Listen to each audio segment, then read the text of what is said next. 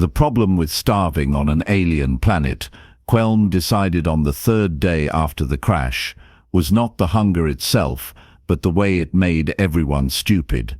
Hunger turned rational beings into accountants of their own decline, each person privately calculating how many days their body could sustain itself on emergency rations, portioned down to individual calories, how much longer before weakness became incapacity, before incapacity became something worse. It made them selfish in quiet ways, made them eye each other's portions, made them sit separated around the wreckage, instead of together, each contemplating their own very personal version of mortality. The transport vessel had come down hard in what appeared to be a temperate zone, trees that weren't quite trees, vegetation that was nearly familiar, a water source within walking distance that ran clear over rocks that could have been granite or could have been something else entirely. The crash had killed the pilot instantly and damaged their communications beyond Adaro's ability to repair with the tools available. 5 survivors from a crew of 6, stranded on an uncharted world with approximately 7 days of emergency rations, if they were careful, maybe 10 if they were desperate, and no realistic timeline for rescue. Venlis had stopped glowing on the second day. The thermon crystalline structure required regular heat absorption to maintain metabolic processes, and the pallid sun of this world provided insufficient radiation. She sat now near the intact section of hull, her faceted surface dull, refracting light weakly, moving with the slow deliberation of a being operating on reserve power. Quelm could see her own reflection in one of Venlis's faces, an amphibious Kethari, whose skin had taken on an unhealthy grey tint, as stored fat reserves depleted faster than anticipated in this dry climate. Idaro kept busy. The Centricon engineer had 4 arms, and he used all of them constantly, sorting through salvage, organizing supplies, checking and rechecking equipment that didn't need checking. Quelm recognized the behavior. Keep moving, keep the hands occupied, don't think about the emptiness in the stomach. Don't consider that your methodical nature, which served so well in engineering problems, was utterly useless, when the problem was simply that you were going to run out of food and die. Dane had tried hunting on the first day. The Orish scout had all the right instincts, acute senses, natural stealth, predatory patience, but instincts calibrated for his homeworld were worse than useless here. He'd spent 6 hours stalking something that looked like it might be prey, only to discover it was mildly poisonous to the touch, and apparently survived by being inedible to everything. He'd returned to camp, frustrated, and had spent the subsequent 2 days sitting at the perimeter, yellow eyes tracking movement in the strange forest, tail lashing with feline irritation. And then there was Garrett Moss, the human, who had spent 3 days doing absolutely nothing that made sense to anyone else. While the others rationed and calculated and quietly panicked, Garrett walked. He walked the perimeter of their crash site in expanding circles. He walked to the water source and back, multiple times for no apparent reason since they had containers and the water was close. He collected things, bits of vegetation, samples of soil, small creatures he caught in improvised traps made from salvaged materials. He drew crude diagrams in the dirt with a piece of metal. He asked questions that seemed irrelevant. What time did the sun reach that particular tree? Had anyone else noticed the pattern of bird things flying overhead? Did the wind always come from that direction? Quelm had written it off as shock, or perhaps some human coping mechanism. Humans were odd. Everyone knew that. They'd joined the galactic community relatively recently and still did things in unnecessarily complicated ways. Their technology worked, but always seemed to take more steps than necessary. Their ships had redundant systems for their redundant systems. They couldn't seem to accept elegant solutions, always wanting backups and alternatives, and manual overrides. So when Garrett stood up on the third evening, as the inadequate sun began its descent and the temperature started its nightly drop, and announced he was going to build a fire, Quelm assumed it was just more human eccentricity. "A fire," Venlis said, her voice carrying a crystalline resonance even when dulled by energy depletion. "Combustion, exothermic oxidation." She paused. "Why?" "We're cold at night," Garrett said, which was true, but seemed to be missing the point of their situation rather dramatically. "A fire will signal our position," Adaro said, two of his hands pausing in their constant sorting. "If there are hostile indigenous life forms." "There probably are," Garrett interrupted. "But they already know we're here." That crash wasn't subtle. If something wanted to attack, it would have done it by now. Thane's ears flicked forward with interest. "You've observed the local predators?" "Some," Garrett said. "Mostly I've observed what they avoid. We're in that category apparently. Too big, too strange, possibly toxic for all they know." He began gathering materials, dried plant matter from the edge of their clearing, dead wood from the knot trees. "Anyway, the fire isn't really about warmth." "Then what is it about?" Quelm asked, hearing the irritation in her own voice. She was hungry and scared, and tired of watching the human wander around like he was on a research expedition rather than stranded and starving. Garrett didn't answer.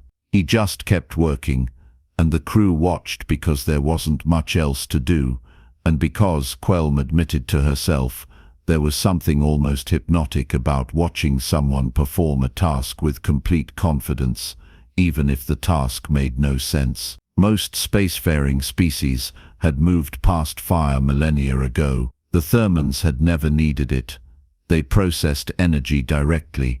The Cathari had developed biological augmentation early, enhancing their own bodies rather than creating external tools. The Centricans had built their technology through collective problem-solving, multiple minds working in parallel to create solutions. The Orish had sharp teeth and sharper instincts, and had hunted their way to the top of their world's food chain long before they built their first city. Humans, apparently, still remembered how to stack rocks in a circle and make things burn. Garrett arranged stones. He'd collected these earlier, Quelm realized, during one of his pointless walks. He placed dried vegetation in the center, added progressively larger pieces of wood, and then did something with a salvaged power cell and a piece of wire filament that made sparks jump. The dried vegetation smoldered, smoking, and then caught fire.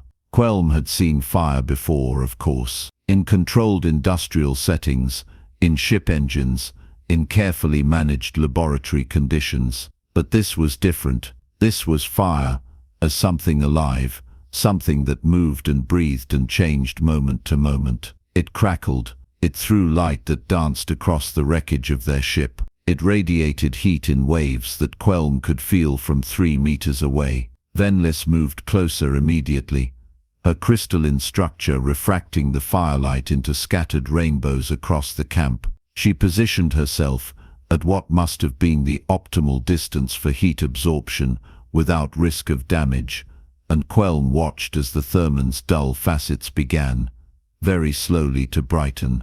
"Efficient," Venlis said, surprise evident in her resonant voice. "Remarkably efficient for such a primitive energy source." "Primitive," Garrett agreed, feeding another piece of wood into the flames. "But available, that's the important part." "The fire is for Venlis," Adaro said, understanding dawning. "To provide the heat energy she requires." "Partially," Garrett said, "but mostly it's for cooking." He walked to the edge of camp and retrieved items Quelm hadn't noticed before. A collection of bulbous roots, something that looked disturbingly like a small animal but wasn't anything, Quelm recognized, and a stack of broad leaves. He brought them to the fire and began arranging them with the same methodical care he'd used to build the fire itself. "Cooking what?" Thane asked, leaning forward, nose twitching. Those things you've been collecting? These things I've been testing, Garrett corrected. He held up one of the roots. Tubers, grow near the water source, about 30 centimeters down. I've seen 6 different local species eat them. I've tested them on my own skin. No reaction. Touched them to my lips. No numbness. Tried a small amount yesterday. No digestive issues. He skewered several of them on a piece of salvaged metal rod and positioned them near the fire, so probably safe. For me, anyway. Probably, Quelm repeated. I can't test for all of you, Garrett said reasonably. Your biochemistries are too different. But I can establish a baseline.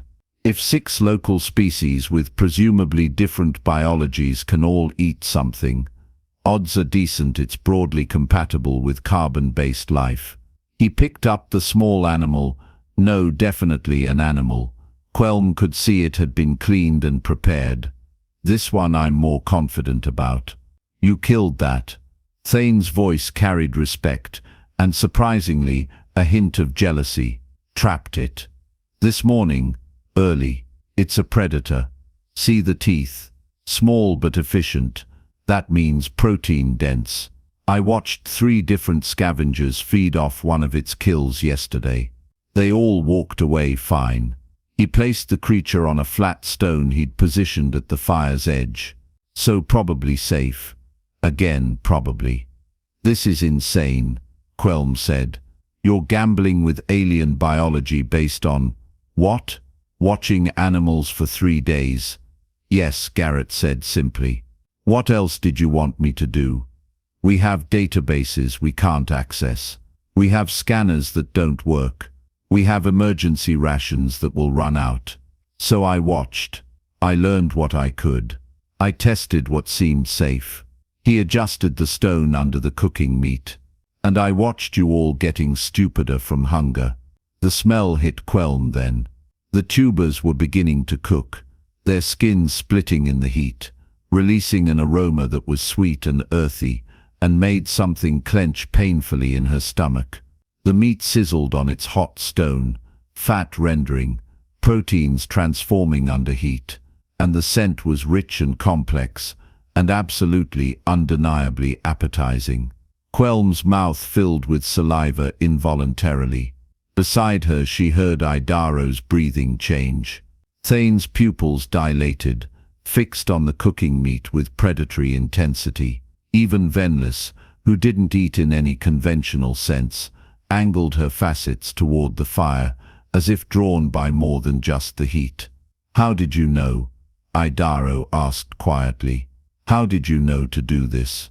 Garrett turned the meat carefully, avoiding the smoke. I didn't. Not for certain. But I know that hunger makes people, makes beings, stop thinking clearly. I know that cold is demoralizing. I know that we're going to be here longer than 7 days, probably longer than 10, possibly longer than that. And if we're going to survive, we need to eat something other than emergency rations.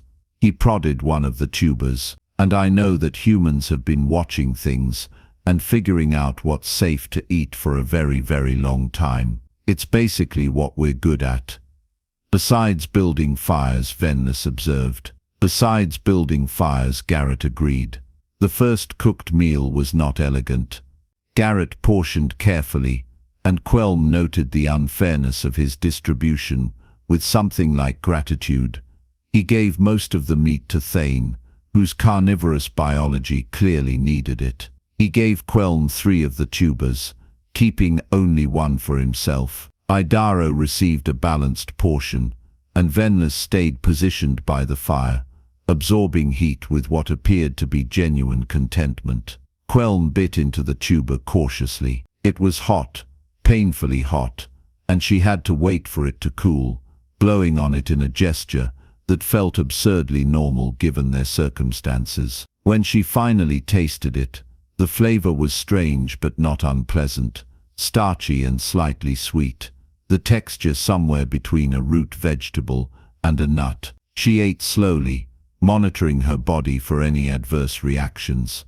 But there was nothing except the profound relief of warm food hitting an empty stomach. Thane devoured the meat in methodical bites, his feline teeth designed for exactly this task. He ate with efficient grace, then licked his paws clean and said, "That was adequate." Coming from an Orish, this was approximately equivalent to a declaration of love. Idaro ate with analytical precision, chewing carefully, clearly cataloging textures and flavors and temperatures. Two of his hands held food, while the other two gestured as he spoke. The preparation changes the molecular structure, makes it more digestible. This is actually quite sophisticated.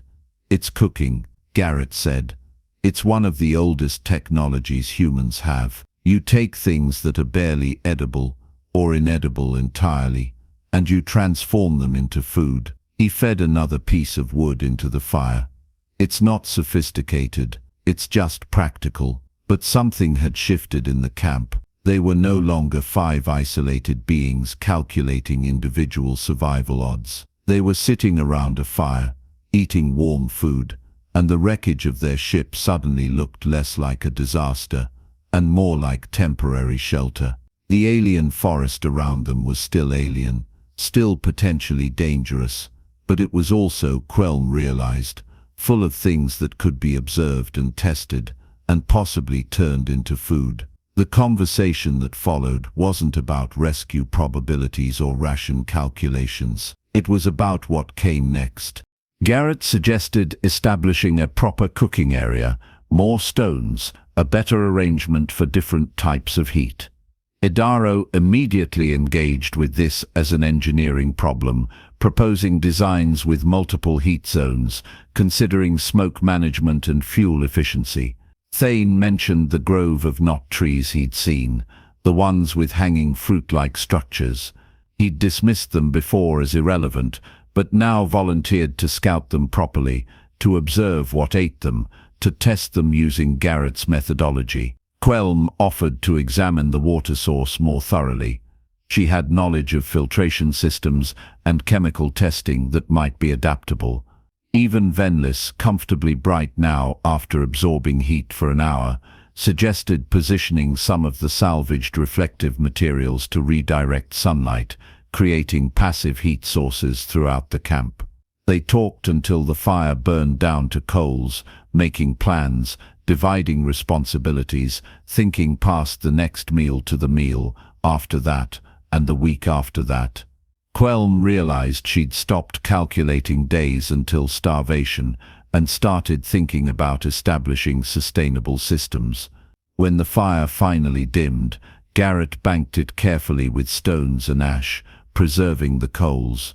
"We'll want to boil water in the morning," he explained. "Easier to restart a fire from coals than build a new one from scratch." Quelm slept better that night than she had since the crash. Her stomach was full, the temperature was tolerable, and for the first time in 3 days, she wasn't quietly terrified. Over the following week, the camp transformed through accumulated routine, rather than dramatic action. Garrett taught Thane how to read the local ecology, not through databases or scanner analysis, but through observation and patience. Which creatures moved at what times? Where territorial markers appeared? What trails suggested regular use versus occasional passage? Together they established a trapline using salvaged wire and metal, positioned at locations Thane selected based on his developing understanding of local animal behavior. The traps weren't elegant, but they worked. Every 2 or 3 days they'd find something, usually small predators or opportunistic omnivores, the kinds of creatures whose dietary flexibility made them safer to eat. Idaro and Garrett collaborated on the kitchen, and Quelm watched with fascination as the Centrican engineer began to see the arrangement not as primitive, but as genuinely clever. Multiple heat zones meant multiple cooking processes happening in parallel. Hot coals for roasting, open flame for boiling, warm stones for slow cooking. Idaro designed a rack system for drying meat and vegetation, calculating optimal airflow and temperature. He built storage using salvaged containers, organizing supplies with the same systematic precision he applied to engineering problems. "It's elegant," Idaro admitted one evening, examining the kitchen arrangement with two eyes while his other two scanned the camp perimeter. Built entirely from available materials, indefinitely sustainable, given sufficient fuel, capable of multiple simultaneous processes. "I was wrong to call it primitive. It's appropriate technology." Quelm had spent her time mapping the edible vegetation, creating a catalogue with scientific precision. She'd found 14 varieties of plant matter that Garrett's testing suggested was safe, though she noted carefully which ones were tested on human biology versus observed being eaten by locals. The grain-like seed heads they'd discovered growing near the water source were particularly valuable. Dense nutrition, easily stored, improved dramatically by cooking. She'd also established a water purification system using salvaged filters and Garrett's boiling method as a backup.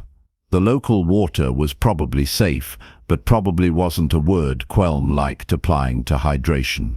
Venlis had become their energy manager, experimenting with fuel sources, determining which local materials burned cleanest and hottest, which created useful ash that Garrett used for various purposes. Quelm didn't entirely understand, but which seemed to involve curing meat and treating materials. The Therman had also positioned reflective crystal formations around the camp, creating passive heat zones that reduced their dependence on fire during the day. They developed roles without anyone formally assigning them. Thane scouted and hunted. Garrett processed and cooked. Idaro engineered solutions to storage and preparation problems. Quelm catalogued and tested plant resources. Venlis managed energy efficiency. They also developed culture. Stories got told around the fire in the evenings. Thane described hunts from his homeworld, explaining tracking techniques and prey behavior with the kind of detail that made Quelm realize how much knowledge he carried that had seemed useless in space, but was invaluable here. Quelm talked about the tidal farms of her people, the careful management of aquatic ecosystems, and realized that half of that knowledge was directly applicable to foraging near their water source. Idaro explained Centrican engineering philosophy, the idea that every system should have multiple independent solutions working in parallel, no single point of failure. "Like this camp," he said, gesturing with 3 hands while the 4th added wood to the fire. "We have traps and gathering and stored reserves. If one fails, the others continue." Venlis discussed thermodynamics with a passion Quelm hadn't known Thermans possessed, describing energy systems on her homeworld that made the fire seem crude by comparison, but somehow also made it seem more impressive. A simple solution that actually worked. Garrett talked least about Earth. Quelm noticed, when pressed he'd mention things casually, that humans had been cooking food for somewhere around 1 million years, that fire was one of the first technologies, that every human culture had developed its own cuisine based on local resources. But he deflected attention, preferring to ask questions, to learn about the others' worlds, to understand how they thought about problems. "You're collecting us," Quelm accused him one evening, after he'd spent an hour asking her detailed questions about Cathari food preservation techniques. "I'm learning," Garrett corrected. "Humans are good at that too. We collect knowledge from everywhere and everyone, and we adapt it." He turned meat on the stone, the movement automatic now. "That's probably the actual thing we're best at. Not fire, not cooking. Just paying attention to what works and using it."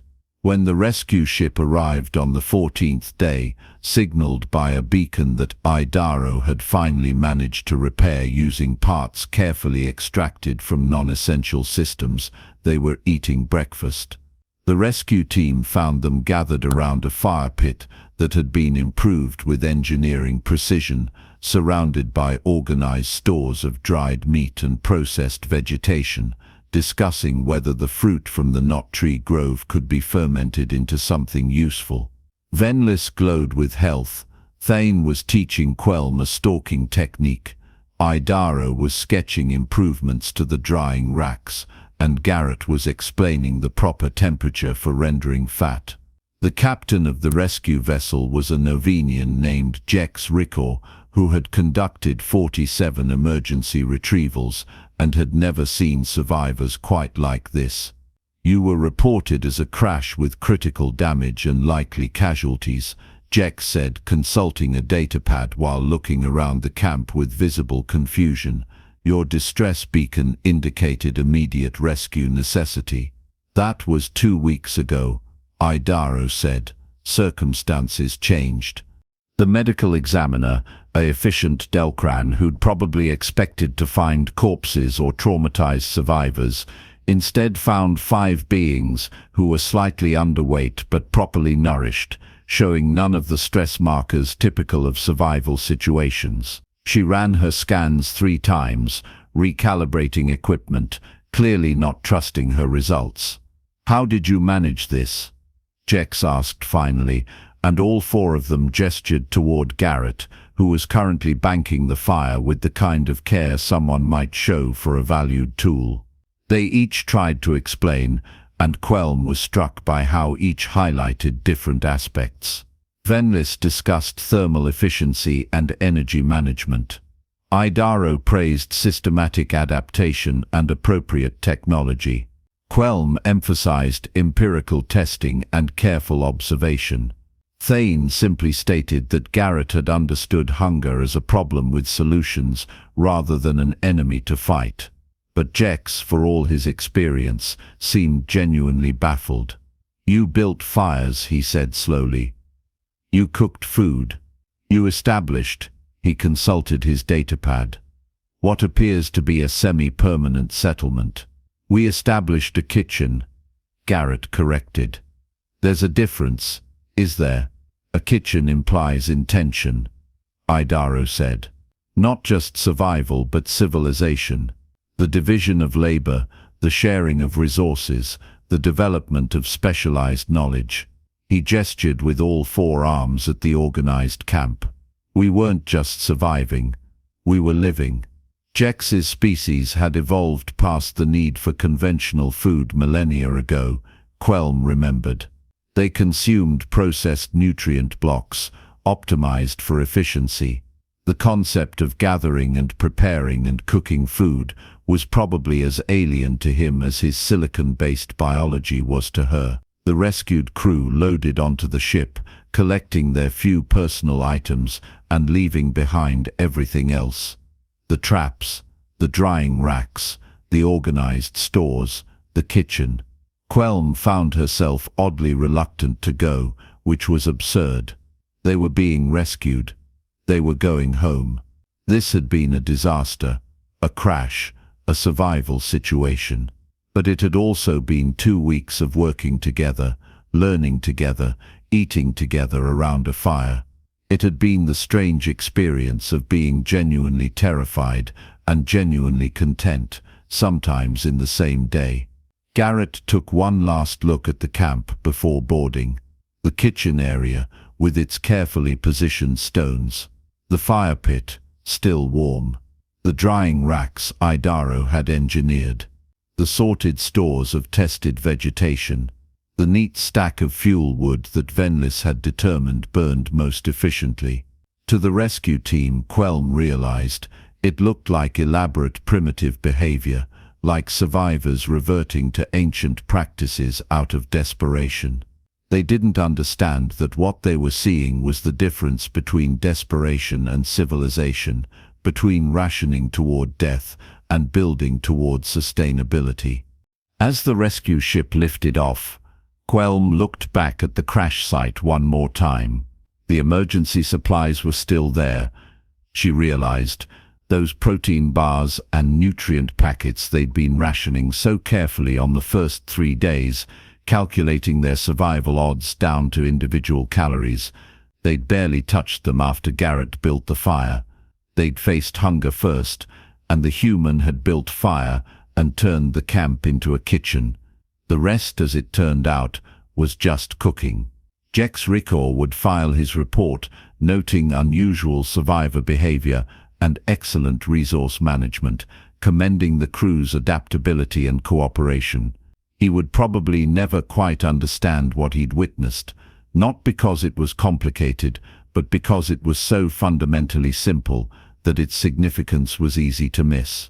People have been turning camps into kitchens for a very, very long time. They'll probably keep doing it, whether the camp is on Earth or an uncharted alien world, whether the people are human or Therman or Kithari or Centrican or Orish. You watch, you learn, you adapt, you share, you take what's available and transform it into what's needed. You build a fire and gather around it and tell stories while food cooks. Quelm settled into her seat on the rescue ship, stomach full, and thought that maybe humans weren't actually odd at all. Maybe they just remembered things that other species had forgotten on their way to the stars. Simple things, fundamental things, like the fact that civilization starts with people sharing a meal they made together. Everything else, all the technology and the databases and the starships, was just elaborate decoration on that basic truth. The rescue ship jumped to FTL, and behind them the fire in the camp slowly burned down to ash.